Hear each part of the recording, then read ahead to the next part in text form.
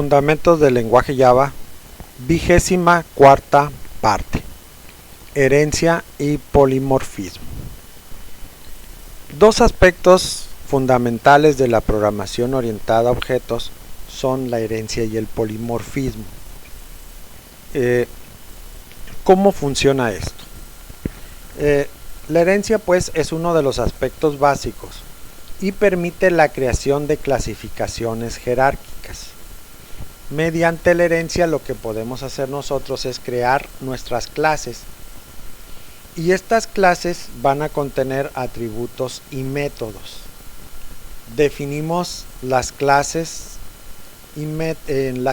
con métodos en los cuales podemos definir, digamos, algún método en general, pero a partir de ahí podemos generar nuevas clases derivadas a partir de esa clase, la cual es denominada clase base o superclase, y las clases que se generan heredando métodos y atributos de esa superclase o clase base se conocen como subclases o clases derivadas. Es muy común llamarla a la superclase o clase base como clase padre y a la subclase o clase derivada como clase hija. De forma que una clase que hereda es una versión especializada de una superclase, ¿sí? Y hereda todas las variables de instancia y métodos definidos por la superclase, pero además añade los propios. De forma tal que la utilización de subclases y métodos definidos en una clase y redefinidos en sus clases derivadas es el concepto de la programación orientada a objetos. La gran ventaja es que, por ejemplo, yo en una clase puedo sobrecargar métodos. Puedo tener 3 o 4 o 5 métodos que se llaman igual, pero que deben de tener una firma diferente. Esto es, los parámetros deben ser de diferente tipo y la cantidad de parámetros utilizadas pues también deben ser diferentes. En la clase derivada yo puedo volver otra vez a definir esos métodos con una sobrecarga utilizando el mismo número de parámetros y el mismo tipo de datos que se definieron en la clase base, pero con características que pueden ser diferentes. Solo se puede hacer una vez y en este caso me permite modificar a su vez un método que fue sobrecargado en la clase base. Esto se conoce como polimorfismo, que recuerden el término significa muchas formas. La herencia es la relación que existe entre dos clases, en la que una clase denominada subclase o derivada se crea a partir de otra clase ya existente denominada clase base o superclase. Esto nace de la necesidad de construir una nueva clase cuando la clase base o la clase generada originalmente representa un concepto general, y en este caso generamos la subclase que puede heredar de la clase ya existente.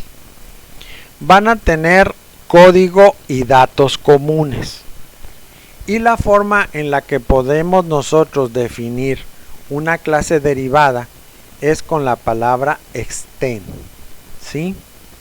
Esto es, nosotros vamos a extender lo que sería la clase base. Entonces sería, por ejemplo, nombre de la subclase, extends, o sea, extiende, quiere decir que es hija de la clase base, ¿sí? Y todos los miembros de la clase padre o clase base, que sean públicos o protegidos o sin protección, en un momento dado pueden ser utilizados por la clase hija. Los únicos que no pueden ser utilizados son los miembros que hayan sido declarados privados o private. Entonces, con la palabra extends nosotros estamos creando una clase nueva que va a recibir y que va a poder utilizar a los miembros que sean públicos o protegidos o por omisión de la clase base.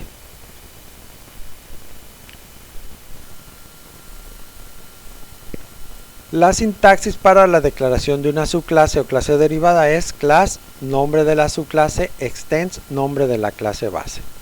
Así, la superclase es el nombre de la clase de la cual se deriva, la clase que estamos creando.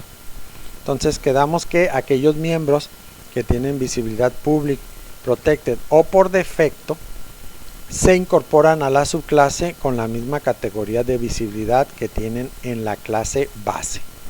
¿Sí? Cuando ya creamos la clase derivada, vamos a nosotros crear nuevos métodos o nuevos atributos que va a tener esa subclase, que pueden ser atributos y métodos nuevos que se llamen completamente diferente, o podemos hacer algo similar a una sobrecarga modificando métodos que fueron creados y declarados en la clase base. Y entonces pues ya nosotros podemos crear nuestros propios métodos pues a partir de lo que es la clase base.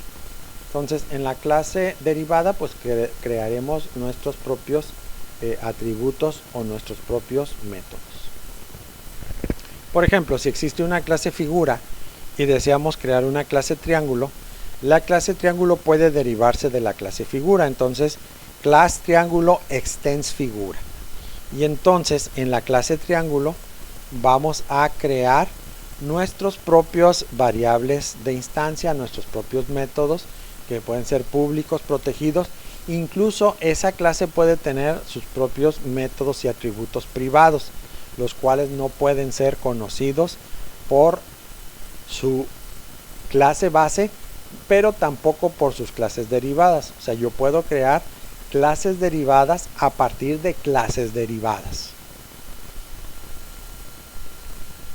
La herencia pública es cuando en una clase nosotros definimos o declaramos los métodos como públicos. Eso significa que todos esos atributos y todos esos métodos que fueron declarados como públicos pueden ser utilizados por sus clases derivadas, pero también por otras clases del mismo paquete e inclusive por clases de otros paquetes. ¿Sí? Aquí está la forma en la que serían accesibles. ¿Sí? Podemos tener clases en las cuales tenemos atributos y métodos públicos, protegidos, privados y por defecto.